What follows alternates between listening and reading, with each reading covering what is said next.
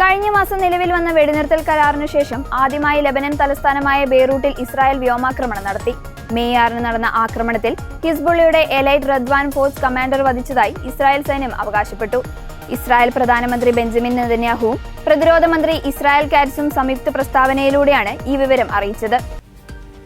ബെയ്റൂട്ടിന്റെ തെക്കൻ പ്രാന്തപ്രദേശങ്ങളിലാണ് ആക്രമണം ഉണ്ടായത്.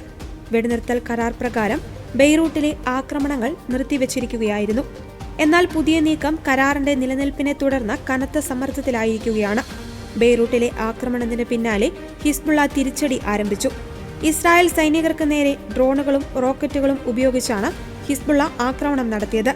ലിതാനി നദിക്ക് തെക്കു ഭാഗത്തുള്ള ഗ്രാമങ്ങളിൽ ഇസ്രായേൽ സൈന്യം ഇപ്പോഴും നിലയുറപ്പിച്ചിരിക്കുകയാണ്. ലിതാനി നദിക്ക് വടക്കു ഭാഗത്തുള്ള ഗ്രാമങ്ങളിൽ നിന്ന് ഒഴിഞ്ഞു പോകണമെന്ന് ഇസ്രായേൽ ജനങ്ങൾക്ക് നിർദ്ദേശം നൽകിയത് ആക്രമണം കൂടുതൽ മേഖലകളിലേക്ക് വ്യാപിപ്പിക്കുമെന്ന സൂചന നൽകുന്നു. തെക്കൻ ലെബനനിലെ സെലായ ഗ്രാമത്തിൽ ഇസ്രായേൽ നടത്തിയ മറ്റൊരാക്രമണത്തിൽ 2 സ്ത്രീകളടക്കം 4 പേർ കൊല്ലപ്പെട്ടതായി ലെബനൻ ആരോഗ്യ മന്ത്രാലയം അറിയിച്ചു. ഇസ്രായേലും ലെബനനും തമ്മിലുള്ള ചർച്ചകൾ വാഷിംഗ്ടണിൽ അംബാസിഡർ തലത്തിൽ തുടരുന്നുണ്ടെങ്കിലും ഹിസ്ബുള്ള ഇതിനെ ശക്തമായി എതിർക്കുകയാണ്. ഇസ്രായേലുമായി ഉന്നതതല ചർച്ചകൾ നടത്തുവാൻ സമയമായിട്ടില്ലെന്ന് ലെബനൻ പ്രധാനമന്ത്രി നഫാസ് സല പ്രതികരിച്ചു.